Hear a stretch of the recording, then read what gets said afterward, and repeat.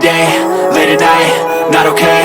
All I want, and I pray, all I need are some better days. Fuck me, I'm looking in the mirror, so foggy, but I've never seen clearer. I don't really think anyone can save me, and honestly I'm not really sure I want saving. I like to be my own world.